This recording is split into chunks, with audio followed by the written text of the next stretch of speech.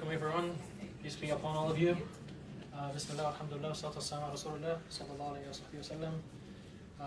I would like to thank you once again for coming to this intensive course about Palestine.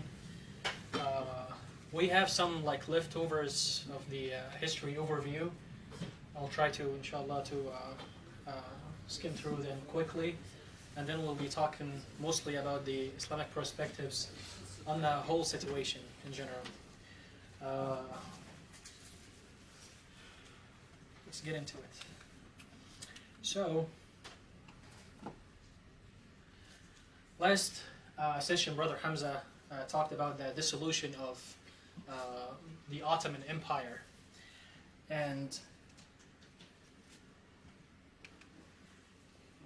this was the Ottoman Empire. This was the land that it captured at its greatest extent: North Africa, the Levant area, part of Europe, and they even had Mecca and Medina in the Arabian Peninsula.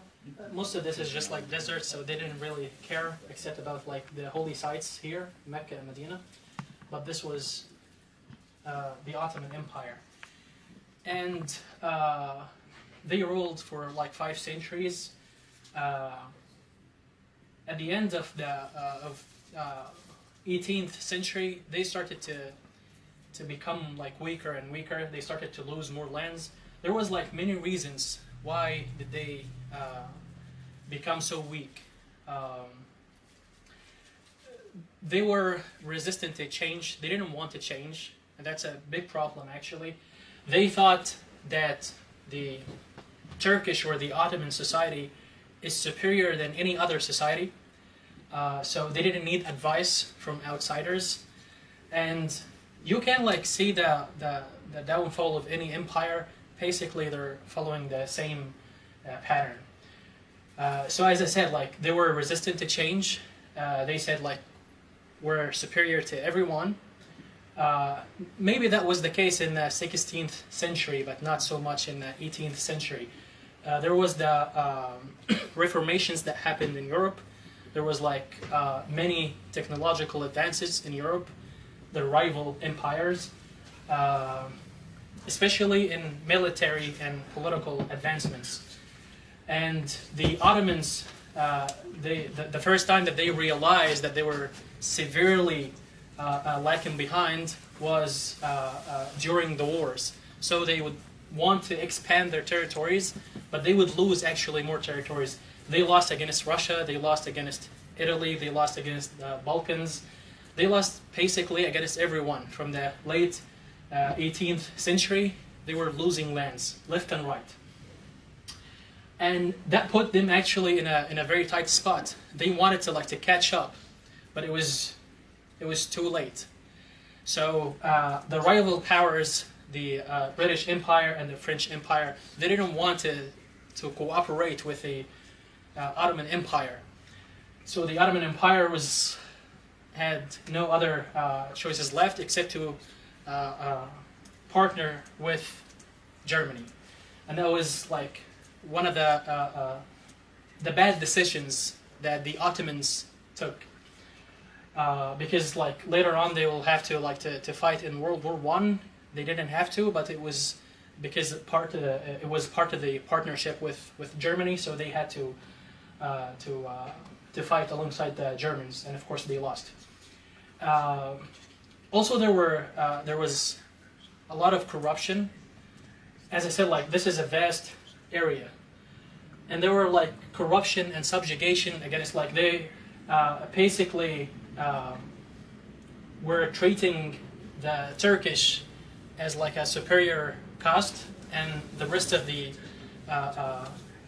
people in the caliphate or in the empire is just second-class citizens. They work under them, and all the privileges go to the Turkish people. And this is why, especially with the Arabs grow some kind of hatred against them, and it was easier for the Arabs with the rise of nationalism to actually conspire against the Ottoman rule. Also, one of the reasons was the Ottomans themselves, or most of them, they didn't really like feel the need to change because it was working for them. Why? Because like a weaker sultan, a weaker caliphate or a ruler is good for them because like it benefits them financially, I mean. And most of them were actually dependent on, they had like high ranks and high pension in the military, and the military was dependent on equestrianism, which is horse riding. So they refused, as I said, they refused to use guns. They refused to basically fight like they're in the 19th century or the 20th century. So they were still like fighting with swords. They were losing miserably. And this is what happened to them. So this was the Ottoman Empire. And after the dissolution of the Ottoman Empire, after the Sykes-Picot, especially the agreement that they did with the British and the French, they only left them this area, the area that was speaking Turkish. That was the Ottoman Empire. And the rest of the places were just like divided between the French and the British. Of course, Britain wanted this area. This is why like they occupied Egypt and the Levant area. This was the Arabs actually given the keys of Jerusalem and Palestine to the British Mandate. It's a dark time in our history, in like the for Arabs and Muslims, of course. One other reason was actually some of the Arabs here in the Arabian Peninsula followed a man named Sharif Hussein, and he conspired against the Ottoman Empire, and actually he made a deal with the British Empire. So he literally like made a deal with his enemies, only to topple the Ottoman Empire. And they promised him that they will give him lands and they will give him like ruling over the Arab-speaking countries, all of this area. Of course, that didn't happen. It was a lie, but he fell for it. And he fought with the British and the French against the Ottoman Empire, and they defeated them in multiple battles. And then the British took actually most of the lands, and they didn't give him nothing. But we're here to talk about this part. That's the Holy Land, or Palestine, or the British Mandate. This man was General Limby. He was one of the notorious army leaders in the British forces. I put his picture because when he entered Jerusalem, after they defeated the Ottomans, although again, like they did it with the help of the Arab revolutions, but when he entered, he went to the grave or the tomb of Salahuddin, and he said like the famous phrase, like, now the Crusades have ended, because ever since Salahuddin recaptured Jerusalem, if you remember the first lecture, when Salahuddin recaptured Jerusalem from the Crusades, it was under Muslim rule until that day, Jerusalem. So it was a significant day for the Brits or the Western societies in general. They were celebrating, mostly not because of like religious reasons, mostly like blind tribalism. So as I said, like Britain was very insisting to have this piece of the land here. For obvious reasons, this is the British colonies in 1915. So they actually wanted that piece so that they would have like control over the Suez Canal. This is the Suez Canal right here that connects the Mediterranean Sea with the Red Sea. And they also wanted like a land corridor from the Arabian Gulf or the Persian Gulf and Haifa. So because like they wanted to have control over all the passages to their colonies, and they made like a pact with the French, again like the Treaty of Severus, and they got the Palestine, and it was named the British Mandate of Palestine. And this is the Balfour Declaration. Hamza talked about it last session. But I highlighted this part especially for you guys to read because it was in the Balfour Declaration. What happened?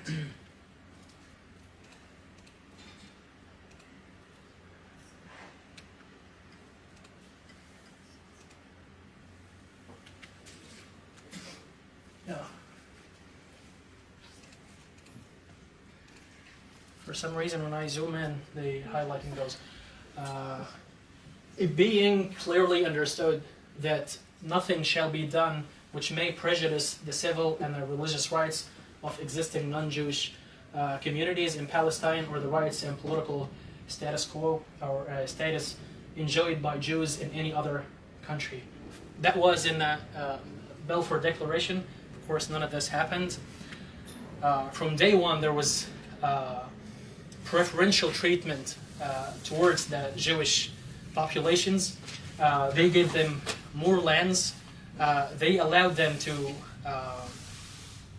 make Hebrew, although like they were like 3% of the population of the British Mandate or Palestine, they allowed them to use Hebrew officially in the British Mandate, and they were just like given them privileges and taken it away from the Arabs or the Muslims, the indigenous people of Palestine.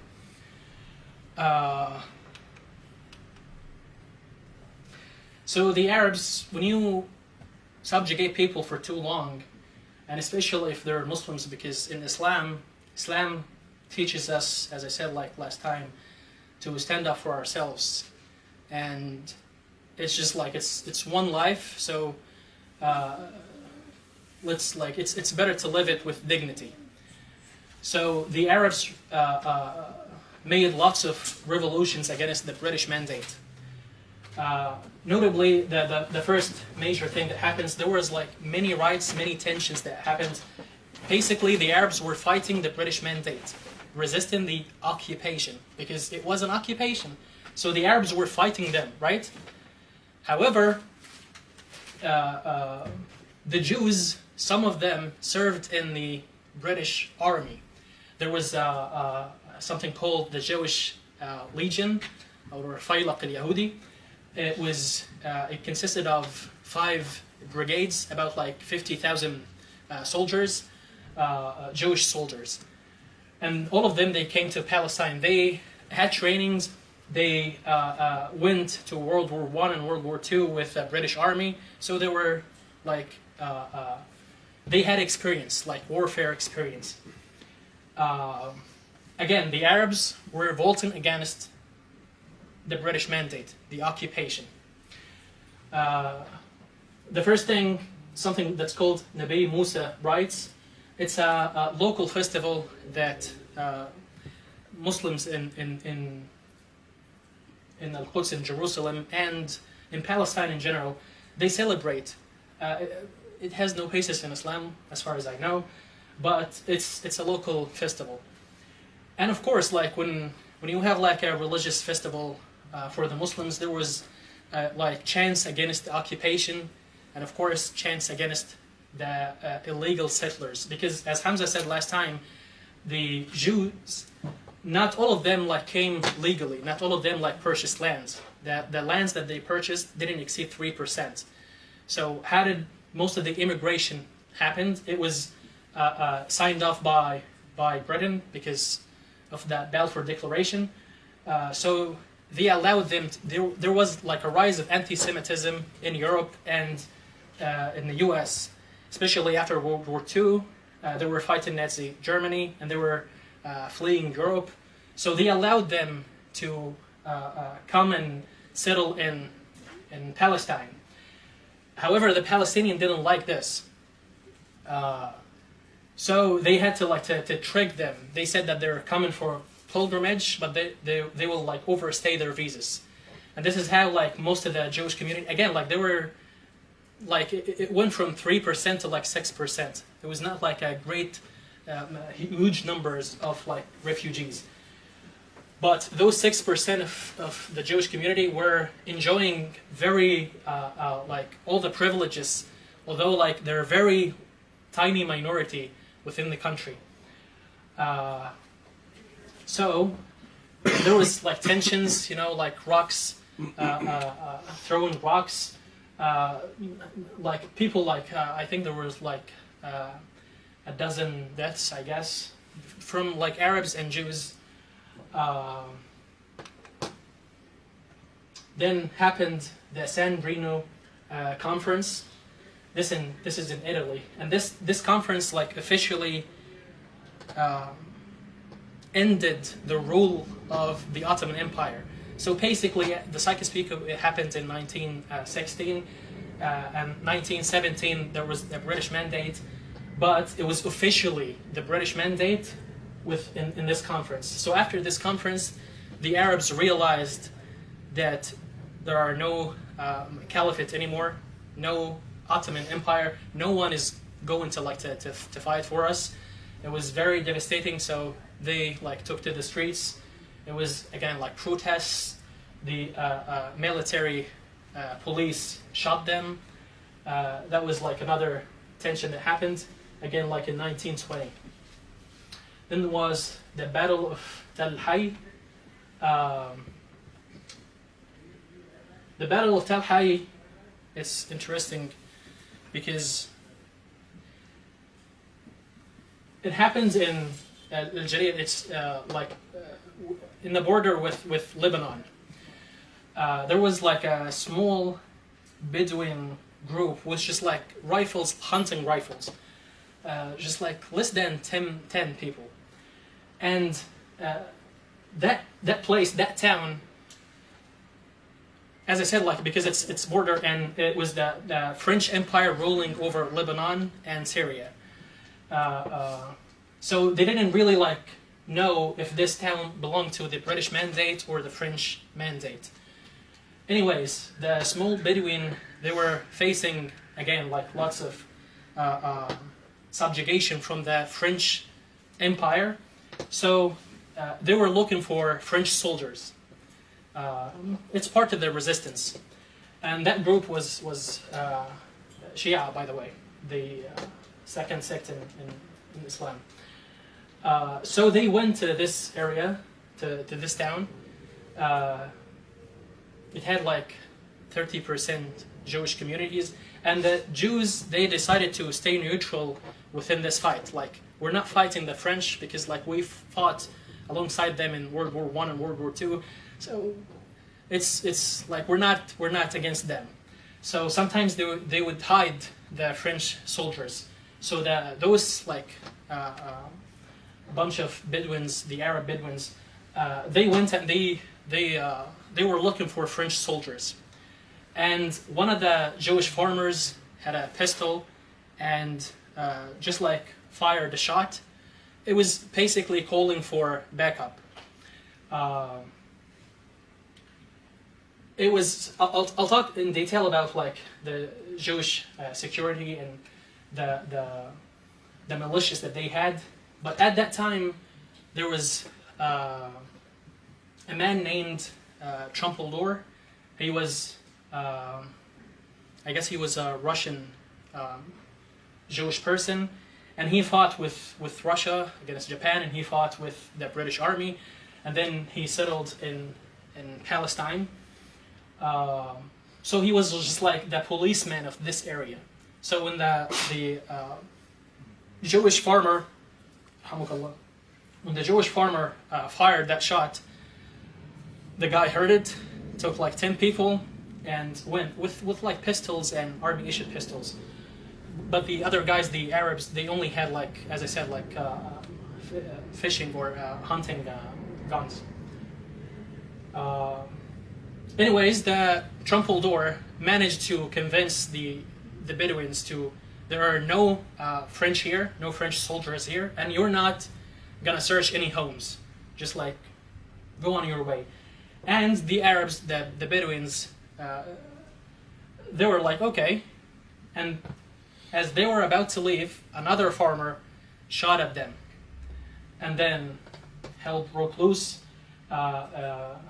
They killed each other, and Trumpeldor, that officer, was severely injured, and later he died from his wounds. 6 Jews were killed, including that officer, and 5 Arabs. The 6 Jews, before that, as I said, like there was like clashes and tensions going between them. So before the 6 Jews that were killed, in like months, couple of months before them, another 2 Jews were killed in the same way with those Bedouins. So the total was 8 Jews.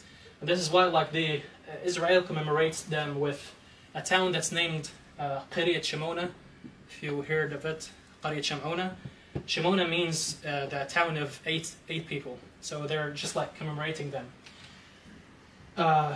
Anyways, after that, the Yafa riots happened. As I said, like 1920 to 1921, the Arabs were realizing that the Ottoman Empire dissolved, and they were writing and protesting against the occupation, the British occupation. And of course, the Jewish settlers, they were taking the side of the British mandate, of course, because the British were the ones who were promising them the land. And then there was this major revolution, the Buraq revolt, or the Western Wall. If you look here, all of this is in Masjid al-Aqsa. All of this area is this holy place for Muslims. It includes the Dome of the Rock. This is the Western Masjid al-Qibli, the southern masjid. All of this is in Masjid al-Aqsa. This side of the wall is al-Buraq wall. It's a holy place for Muslims, and it's one of the holiest places for the Jews. They call it the Wailing Wall or the Western Wall. They just like, they cry, you see them, they go and they cry over that wall. So during one of their religious festivities, again, all of this belonged to the Muslims. And they had actually like documents, titles, that this piece of land belonged to the Muslims.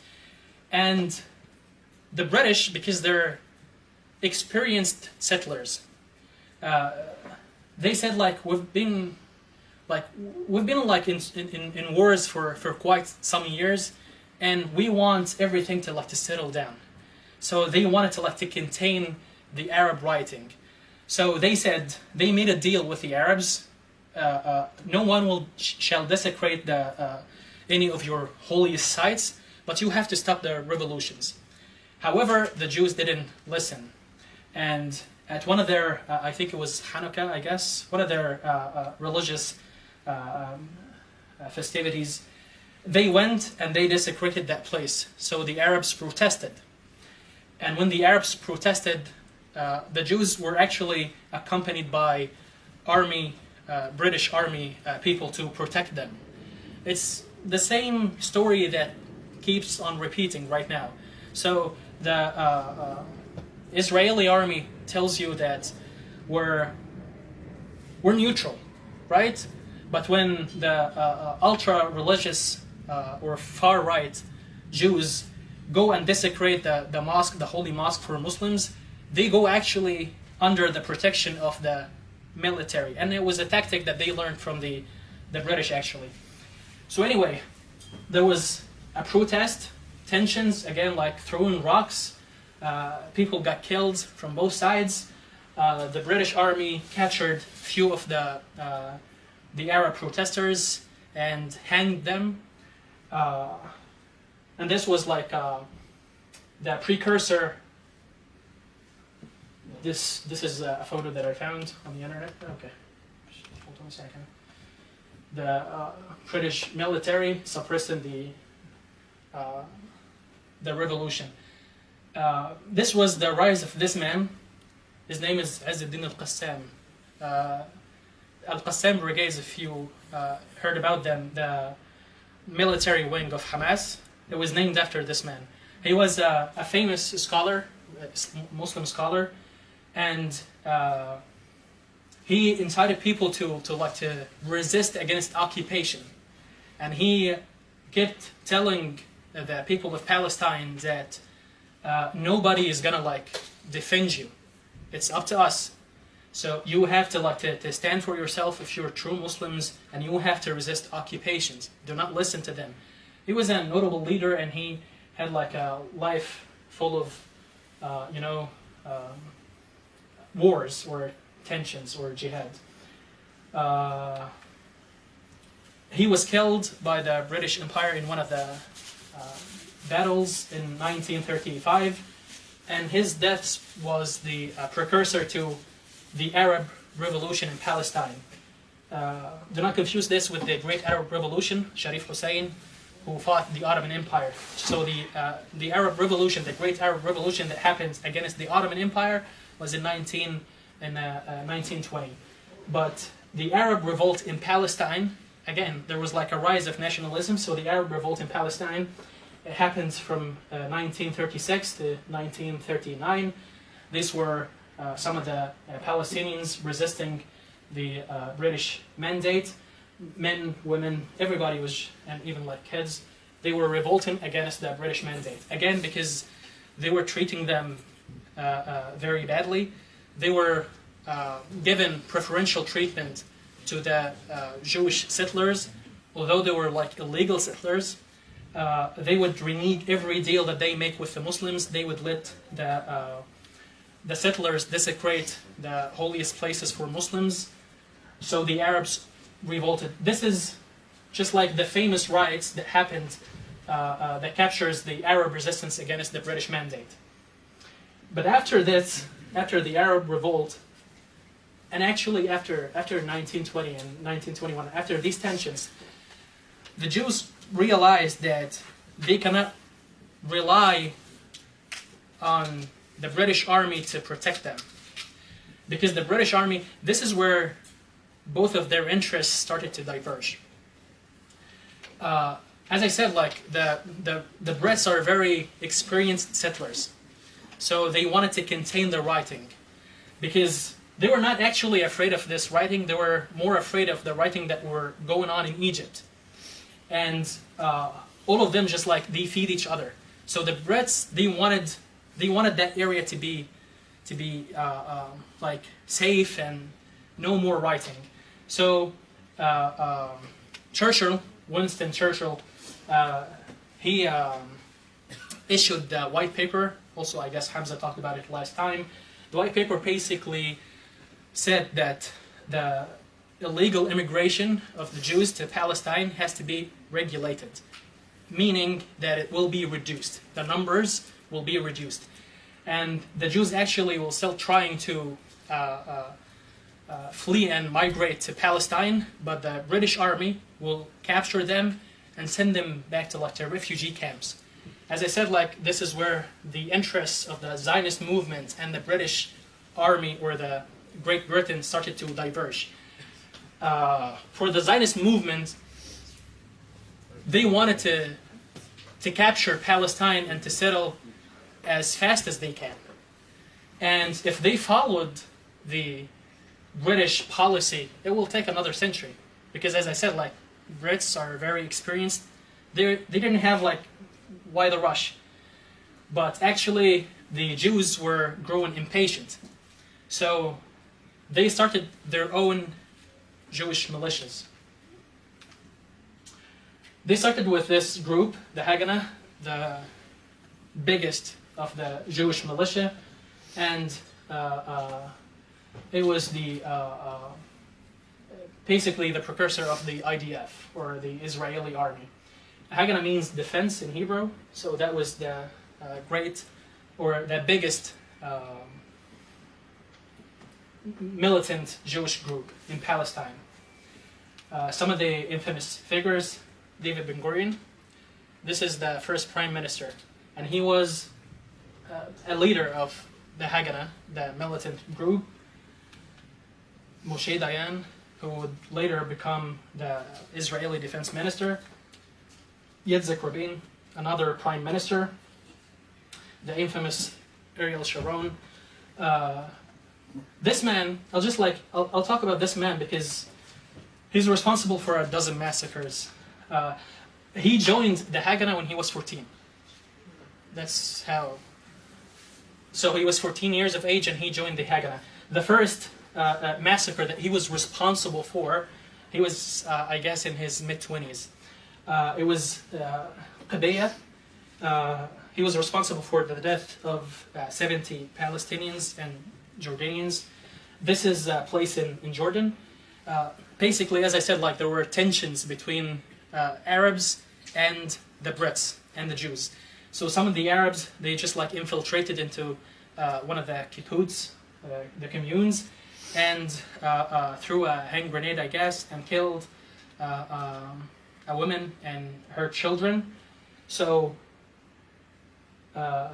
David Ben-Gurion, who was the leader of Haganah, ordered Ariel Sharon, who was a leader of like a brigade, and he gave them, actually this is like, I can give you like the archive number in the Israeli army. The directive was demolish all the homes that you can find, evict all the people that you can find, terrorize them all, because they wanted to, every time that actually they take a hit, the Israelis, they try to respond like disproportionately because they're trying to sell the idea that we are the strongest army in this area. So we cannot let something like this go unanswered. Even the Jordanians, they promised that they will capture the man responsible for these attacks. Nevertheless, Ariel Sharon attacked that town and killed 70 Palestinians. It was a massacre. Again, he was also like an army general, I guess, during the 6-Day War or Al-Naksa, the setback. He took Egyptian war prisoners and he basically tortured them and then killed them. That's another massacre. He's also, when he was the Israeli defense minister, he was responsible for the Sabra and Shatila. We'll talk about it in a few minutes, inshallah. He was responsible for this. It's one of the worst massacres for the Palestinian people. Although like the number of the people killed in Sabra and Shatila are just like between 3,000 and 5,000. Going on right now. He was also responsible for the Second Intifada, although like he was not in government. He went and desecrated the Masjid al-Aqsa, and he was basically the reason for the Second Intifada. And he was just trying to score political points. Then he was elected as the prime minister and committed the Jenin massacre, and he was responsible for like multiple wars on Gaza. So this guy, Ariel Sharon, he was quite the terrorist. From Haganah, just like talking about the Haganah right now. From Haganah, there is another group, it's called Aragon, that seceded from them. But why? Because these people, they were too soft for them. I'm talking about like all of these massacres, but it was too soft for them. Because they were applying something that's called Havalgach, I guess. I guess this is how it's pronounced in Hebrew. It's called like restraint. It's a policy of restraint. The British mandate, as I said, they were trying to make peace with all parties included. So they made a deal with the Arabs, do not attack Jewish communities, and with the Haganah, do not attack Arabs. And the Haganah, they adopted that policy for a short period of time. But then the Aragon, they didn't like it. They didn't like that policy of restraint. So they established their own, this is their symbol. Can anybody just like notice what is this? A rifle. The shape of Palestine. Yes, this is a rifle, of course. This is, as you said, this is map of Palestine, and this is Jordan. So they're basically saying, and this is called Hakhrach, I guess, if this is how they pronounce it. It means only thus with weapons. Like, this is our motto, only thus. This was their charter. As I said, they believed that all of the old kingdom of Israel, Judea and Samaria, they belonged to them. So all Palestine and Jordan. And the only way to take it was through armed resistance or armed offensive measures, offensive operations. This was their charter. Anyway, they're responsible, just the Aragon, they're responsible for 70 known terrorist attacks, classified as terrorist attacks by the West, not us. 70 terrorist attacks. Some of them were actually against Britain. Infamous figures. Menachem Begin. This guy was again prime minister. Later on, he will become a prime minister of Israel. And the funny thing, or the ironical thing, he won actually the Nobel Peace Prize with Anwar Sadat. This was the guy. And he's responsible for dozens of massacres. And he's the person who ordered, because he was the leader of the Aragon, he's the person who ordered the King David Hotel that Brother Hamza talked about it last time. The bombing, it killed 70 people, over 70 people. The greatest majority of them were Brits, actually. And this was a statement. They actually bombed that hotel to make a statement against the Brits. We don't like your policies of restraint. We're going against you. The only way that we're gonna achieve our promised land is through offensive measures, not restraint. Anyways, enough about this guy. From them, seceded another group that's called the Stern, because these people were too soft for them, so they had to be more, notorious.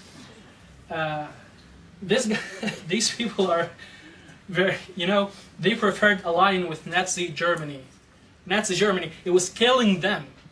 It was literally killing them, and the Jews were fleeing from Europe because of the Nazi Germany and what it was doing to the Jewish people. But they made a deal with them in Lebanon, and they preferred to ally with them to overthrow the British mandate. And they killed Count Folk Bernadotte. This guy was Swedish royalty, and he was the head of the Red Cross. And he's a guy who's known for, or who was known for, many charitable incidents and actually peace talks. And this guy single-handedly rescued so many Jews, either from Nazi Germany or other enemies, and yet they killed him. After they killed him, the West was so just upset with them, so furious with them, and labeled both of these organizations as terrorists. They also killed Lord Moyen. Not sure if this is how they pronounce his name. He was a friend of Winston Churchill. So Churchill was taken aback by his killing. And he was the British minister in Egypt, basically the highest rank in the Egyptian colony. They killed him. So again, Winston Churchill demanded that they apprehend the people involved. And the Haganah, all of this were happening without the approval of the Haganah. And Haganah was bigger. These were just fewer thugs. So the Haganah promised the British army that they will capture those involved in these terrorist attacks, and they will bring them to justice. And they actually sent them to prison for 2 weeks, and then they issued them a presidential pardon. Infamous figures: Yitzhak Shamir, guess what this guy, like, later on will become? Prime Minister. Yeah, of course. So basically, it's a prerequisite to become a Prime Minister of Israel to have committed like a few massacres. And the worse the massacres, like the higher your chances to become a Prime Minister or a notable figure in the Israeli army.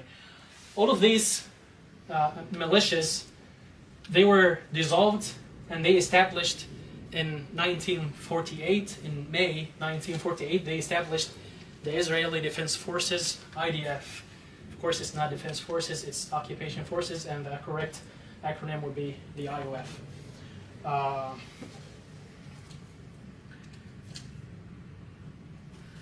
So, I've just like given you an overview about the Jewish militias, what they did,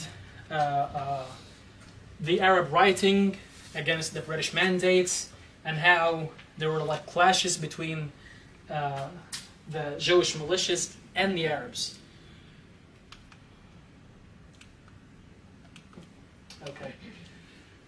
So they committed a number of massacres that I will talk about later on, especially in 1948, notably Deir Yassin massacre and Tantura massacre. It was done by the Haganah people, actually, not just the Aragon or the Stern, but mostly the Aragon and Stern people who committed the massacres. But all of them, just like they contributed in it some way. So this explains, as I said last time, this explains like why the Arabs. No, too soon for the break. We're not having the break right now. The break is going to be inshallah 5:10. 5:10. So from 1950 to, as I said, like last time I told you that the when they declared the state of Israel, independence actually was another ironic thing. They were just like breaking free from the British mandate because it was very bloody mandate for the Jews. So they declared Israel, the state of Israel, and the very next day the Arabs went to war with them. The Arabs didn't have like military experience. They were just like farmers, and they didn't have like good weapons. For the British army, it was just like too much problem for them. So they decided that they will leave the British mandate. But who's gonna like take their place? Of course, the Jewish people, and they left them all of their weapons. So, as I told you, they had like 5 brigades in the British army, Jewish British army, and all of them, they became the Israeli Defense Forces. All the Haganah, all of the, the Stern, and in the Middle East, in the map. In the 1950s, around the same time, there was other changes going in Egypt as well. They overthrew the monarchy in Egypt. They were trying to, this man, Gamal Abdel Nasser, basically like they did like a revolution and they overthrew the monarch that Egypt had, and they tried to end the British influence, and they succeeded, except that the British decided to keep their influence over the Suez Canal because it was very like profitable business for them. And a new era of Egyptian politics started.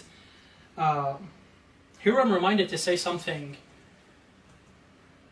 The Egyptians were focused on their own problems, and so were most of the Arab countries. And this what happens. This was a direct result of the Arab nationalism, or even like the Turkish nationalism, because it was also part of the downfall of the Ottoman Empire. So sometimes, and this is actually an Islamic principle, sometimes you have to endure the lesser evil, because all of like what Sharif Hussein did, he stabbed the Ottoman Empire in the back because yes, they were corrupt, they were treating the Arabs very badly, but what did your like actions actually do? We lost Palestine, we lost all of our nations, and we haven't like. You think that Turkish nationalism was a bad thing? Absolutely. You think Ataturk? Yeah. I'm not a fan of.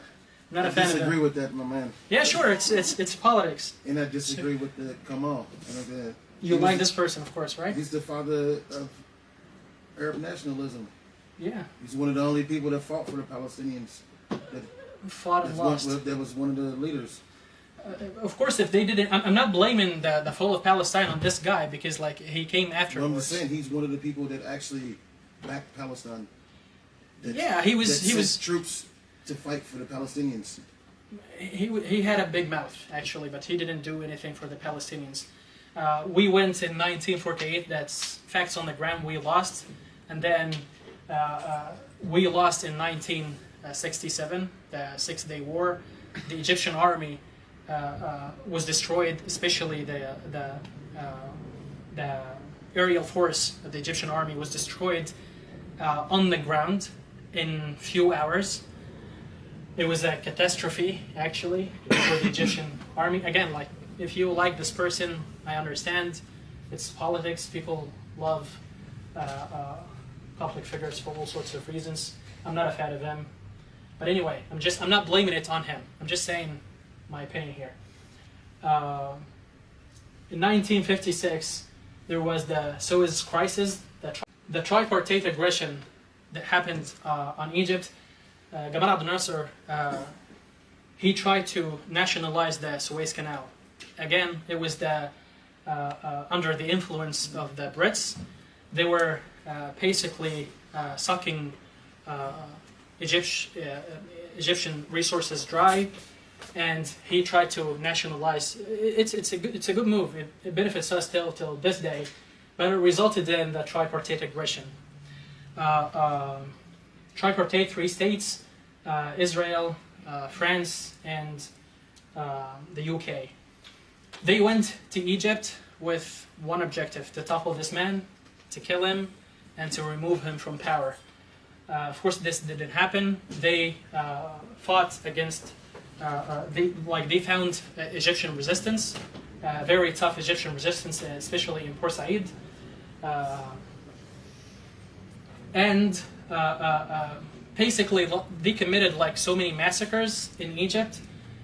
However, they didn't succeed, and this is why, like, we Egyptians, we consider that tripartite aggression was a victory for us, because they didn't achieve their first goal, which is toppling our president, or Gamal Abdel Nasser. They didn't succeed in doing this, and he actually gained more popularity within not only the Egyptian people, but through the Arab nations, all of them.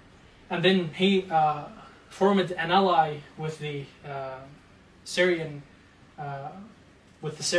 They together they made the United Arab Republic. Basically, it was like Egypt had like the biggest army for the Arabs in the Middle East, and the second biggest army was Iraq and Syria. So this was like a pincer move. They were trying to put Israel in between, and when they actually made like one republic, like one country, this means that if Egypt decides to go to war, Syria will go to war with Egypt. This was in 1958. There was many regional alliances and conflicts that happened during that area. There was also in 1964 the formation of the PLOs. This is Yasser Arafat. I was the leader of the PLO. And then the Seymour incident. I'll try to go quickly here. Okay.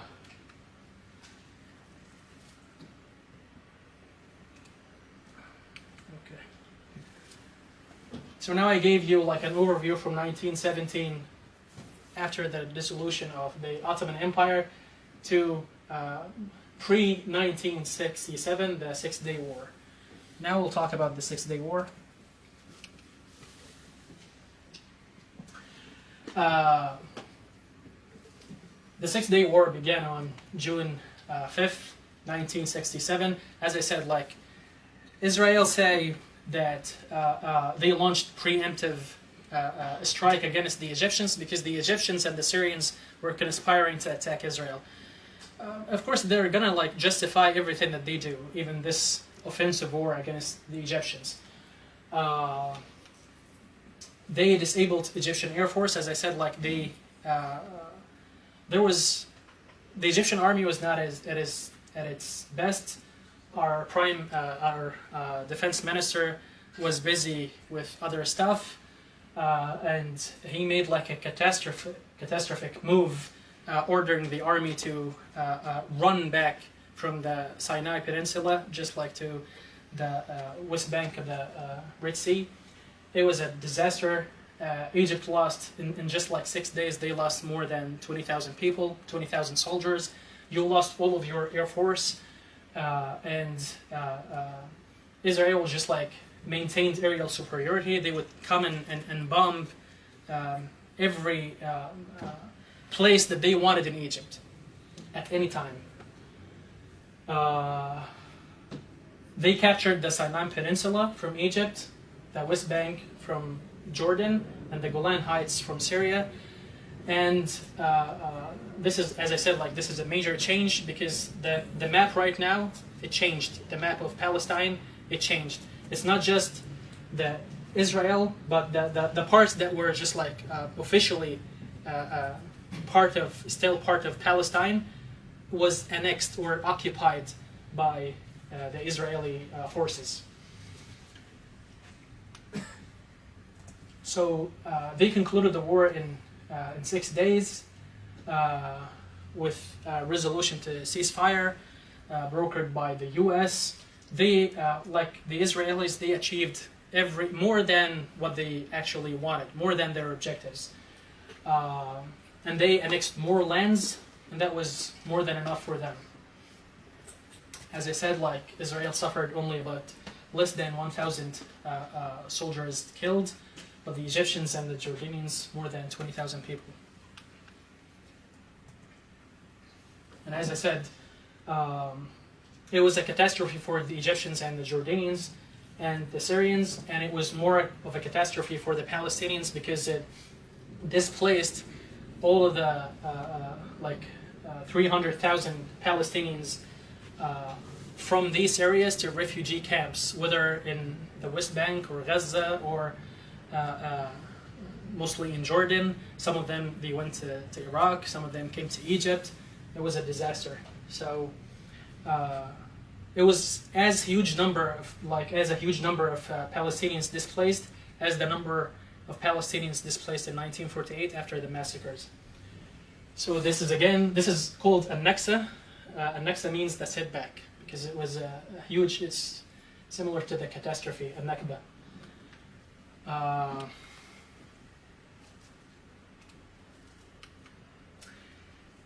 Again, we have the Yom Kippur War.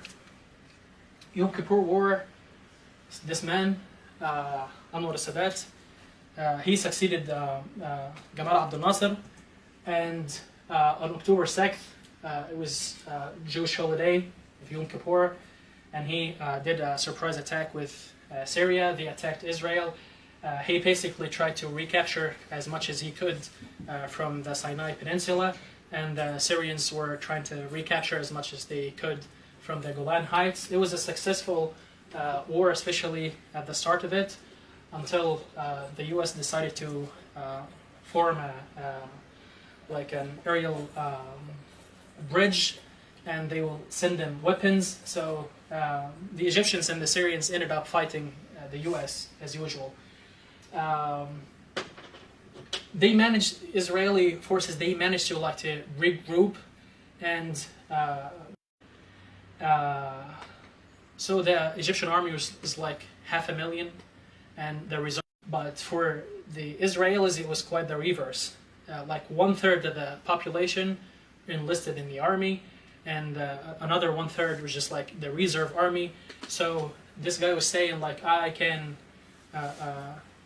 withstand like a longer war, but Israel cannot. And the U.S., they brokered a ceasefire between all of them, between Egypt and Israel, and they both accepted it in October 25th. And then happened Camp David Accords a few years later. We'll talk about it, inshallah, in the next session. The Camp David Accords, basically, like I like this man very much, and I think he's a great person. But he could have gotten more from the Camp David Accords.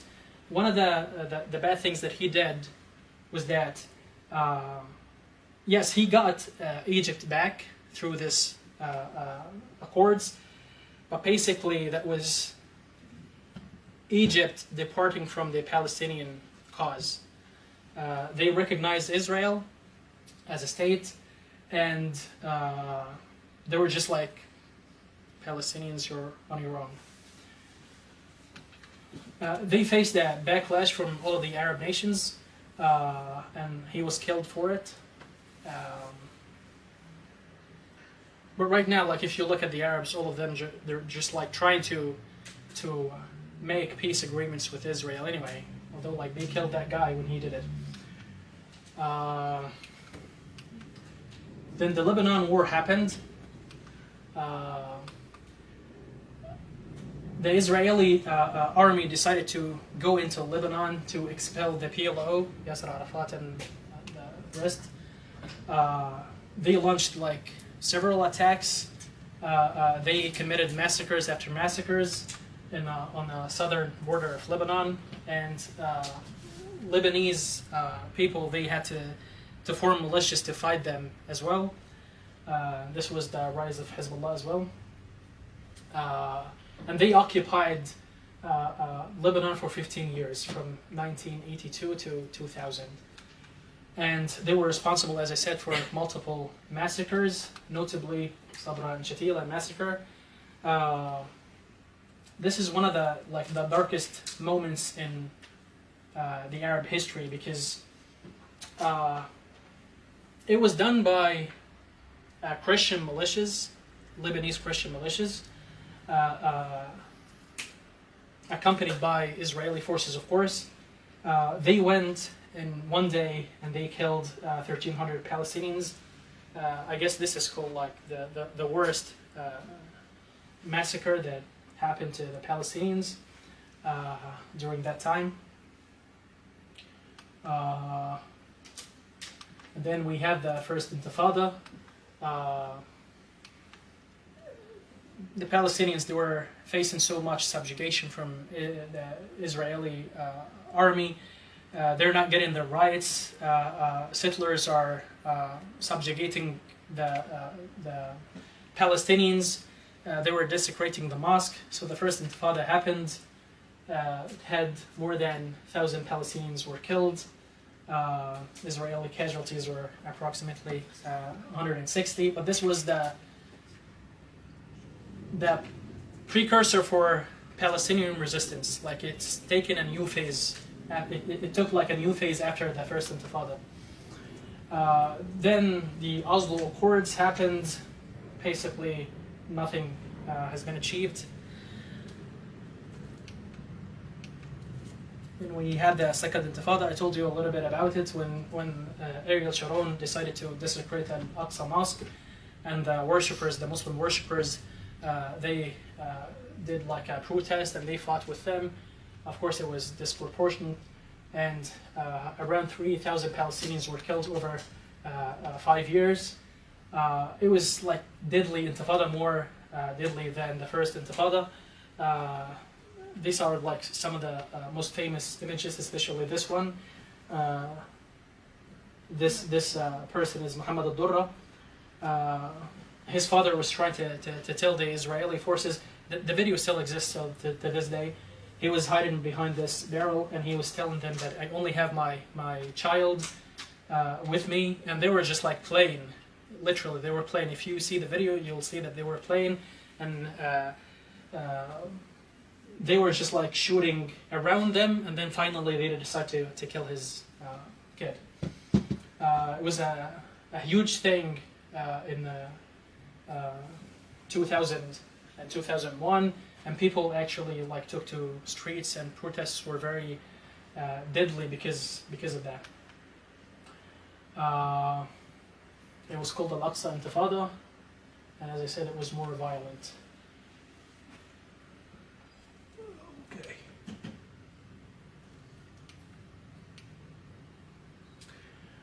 Then the wars on Gaza happened. I have to go very quickly here. In 2005, Israel decided to disengage from Gaza after occupying Gaza for political reasons. One of them that they needed Hamas, actually. They needed Hamas to exist so that it could like justify any atrocities that they make, or the far-right groups being in power. And many massacres happened. Operation Cast Lead in 2008, 2009. As I said, like 174 Palestinians were killed. These are the UN reports. The Palestinian reports are much higher than that. Operation Pillar of Defense in 2012, and then the Protective Edge 2014, Guardian of the Walls 21, and then we have the Swords of the Iron. That's the operation that's going on right now. More than 23,000 people actually killed. More than 12,000 children. This basically is the situation, historically speaking. I like this phrase by this man, Meir Kahin. He's a Knesset member. He was a Knesset member, and he was labeled at one point of his life as a terrorist. He was a far-right person, but look at his words. You cannot have Zionism and democracy at the same time. Why? Because he was saying like Western democracy has to be rolled out. The question is as follows: if the Arabs settle among us and make enough children to become a majority, will Israel continue to be a Jewish state? So basically, that's the one-state solution that they actually refuse. So even the one-state solutions, the Israelis refuse, because if they do like a democracy in that piece of land, the Palestinians are a majority. Not so much now, like they're equal, I guess, like about 6 million each. But the 6 million Jews actually happened through immigrations, but the 6 million Palestinians happened through like natural reproduction. Although like the numbers should be very higher than that, but of course because of the ethnic cleansing that happened to the Palestinians, now the numbers of Palestinians are reduced to 6 million, and the numbers of Jews, as I said, increased to 6 million. But this guy just like raised the point that nobody wants to say out loud in the media. If we make a democratic state, like an Israeli democratic state, if we make that, then the Palestinians will be a majority, and then it's not going to be a Jewish state anymore. So this is why like we call this an apartheid state, because it's only for the Jewish people. They subjugate Arabs, they subjugate the Palestinians, they keep annexing more lands, and this is their goal of the war that they're doing right now in Gaza. They're trying to push and this actually, it's very obvious. They're displacing 2 million people, Palestinian people, to the southern border, and they're bombing them left and right. They're bombing hospitals actually for a reason, because the Palestinians, they're very resilient.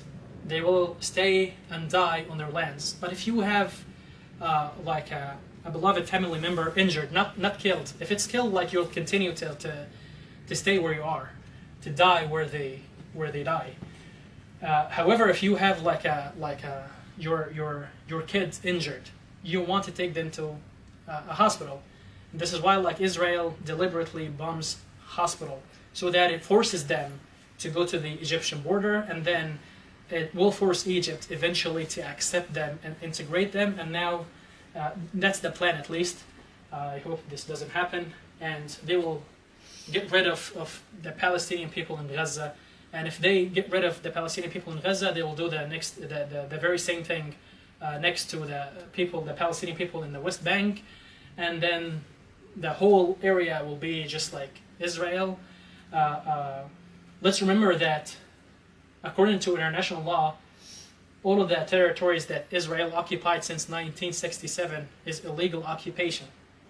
And the Palestinians have the right to return to their homes, and they have the right to self-determination. Again, according to UN resolutions and the international law, none of this happens. And before we talk about the massacres,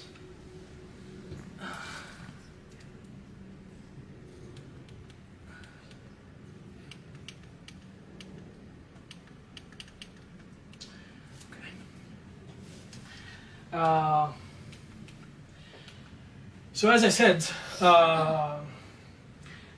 their goal is to displace the Gazan people to Egypt, and this will be the end of Gaza. I hope this never happens, because this will be another Nakba. I cannot blame the Palestinians, because if you're severely bombarded like this, like I really cannot, like, we cannot say anything. Just if you are in their shoes, you'll flee. So it just speaks volumes to the consciousness of the international community, and if they have any conscience, because this is like textbook ethnic cleansing. Nobody is doing anything about it. Just like yesterday, the U.S. blocked another ceasefire resolution. I can understand like why they don't want the ceasefire to happen, because if the ceasefire happens, it means that Israel lost that war. So they're willing to commit like genocide, and the U.S. and the civilized world will turn a blind eye into the genocide that's happening in Palestine, so that they can achieve their political new Middle East map that Netanyahu actually, in like a month before the war in Gaza, he went to the UN and he held the new Middle East map, and he was saying that this is the new Middle East, even before the war happened. And the war just like provided him the justification to do what he wanted a long time ago. And they would order the men actually to dig their own graves. השתוללו בטנטור עליה משהו. טנטור היה כפר עשיר, בתים יפים. Can you read the subtitles? אני יודע. וגם אנשים היו לבושות ויפה, ובאמת היה כפר... אחד אנס שם איזה ילדה בת 16 משהו כזה. אתה מבין? אבל זה מכוער מאוד, היה לנו בחור אחד ונפטר, הוא יפה לידם. הוא לקח פשוט מאוד ורצח אותם בתוך המכלאות. בתוך המכלאות, הם היו במכלאות. וזה חוטי ברזל כאלה, עגולים כאלה, אז כל הדברים. הם יושבים שם כל העם על הרצפה, ובא מישהו ולוקח תת מקלע ומתחיל זה, ומשליף מחסנית. אני רוצה לדבר על זה. השלושה, 4 חודשים הראשונים הייתי רוצח. מה זה אומר? אני לא לקחתי שבויים. He's proudly saying that I was a murderer for the first months. Look at it again. השתוללו בטנטור עליה משהו. טנטור היה כפר עשיר. השתוללו בטנטור עליה משהו. Did I mess it up? השתוללו בטנטור עליה משהו. Just wait a minute.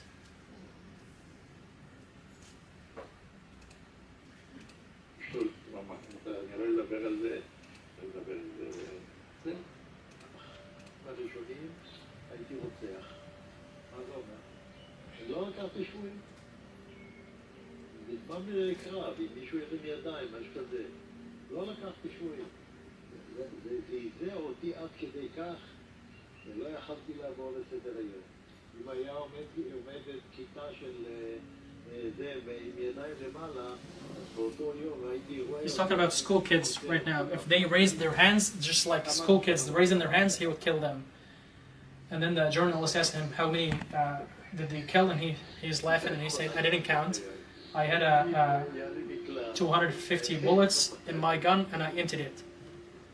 Laughing.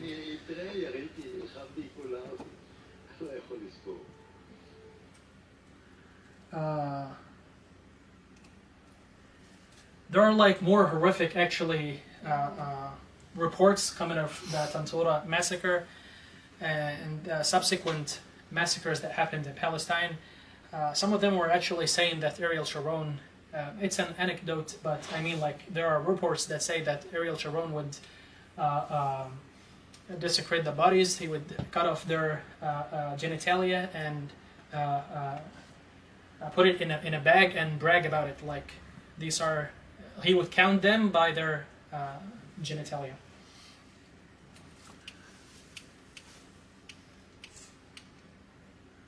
And then there is the Lod massacre. I'll have to go very quickly here.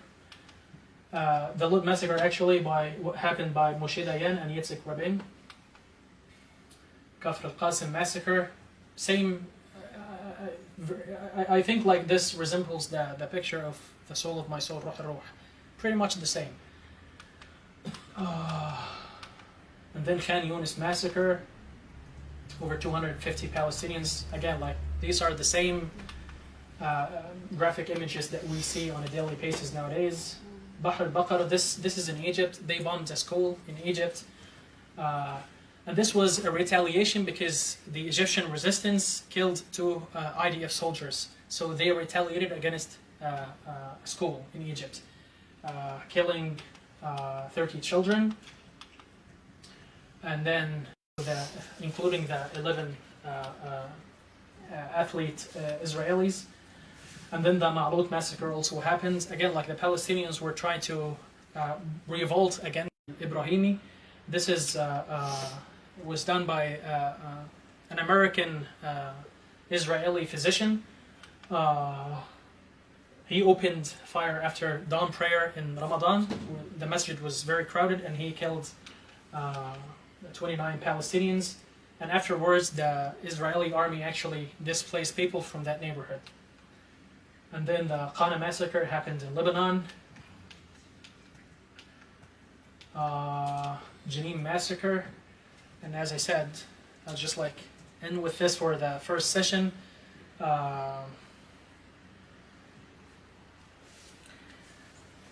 It's 5:05. We'll take a break, inshallah. For now, you have the refreshment break, and we'll have the